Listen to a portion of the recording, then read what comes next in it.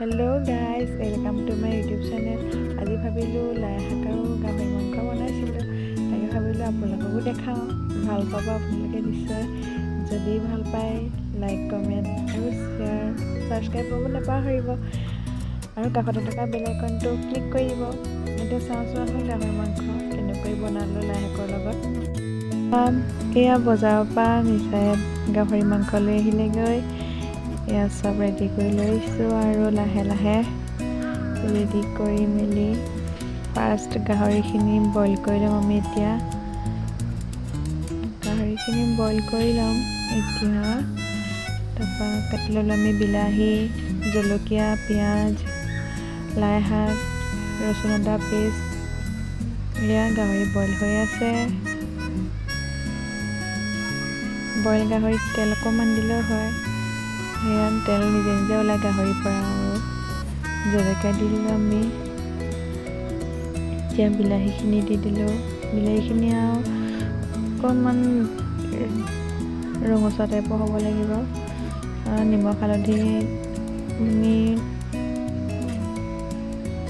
নিজৰ ইচ্ছাই দিব পাৰে, নিমখ হালধি আন্দাজ অনুসৰি। এই আমি গাহৰি মাংসখিনি দি দিলোঁ।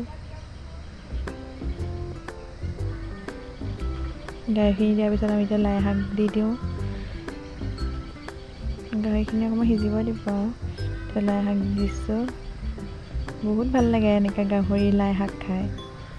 আগৰ পথাৰ দিনলৈ মনত পৰি যায়। পথাৰত আগতে এনেকৈ খাওঁ আৰু আজিকালিনো ক'ত আৰু মানুহবোৰে গাহৰি লাই শাক খাই পথাৰত আৰু। সেয়া মই ধুনীয়াকৈ বনাইছোঁ। মই অকণমান লাগিছে আৰু বেছিভাগ অপাই বনাইছে। সেয়া লৰাই মেলি হৈ গৈছে। এতিয়া নহৰু আদা পেষ্টখিনি দি দিলোঁ। নহৰু আদা পেষ্ট আৰু মান ধনিয়া পিচি থোৱা আছিলে, তাকে দি দিলোঁ। গৰম মছলা অকণমান দি দিছোঁ। বেলেগ মছলা একো আমি ব্যৱহাৰ নকৰোঁ। ৰচুন আদা পেষ্ট আৰু গৰম মছলাই হৈ যায়। সেয়া ধুনীয়াকৈ হৈ গৈছে আৰু অলপমান পাছতেই ৰেডি হৈ যাব আমাৰ গাহৰি আৰু লাই শাকৰ আঞ্জা।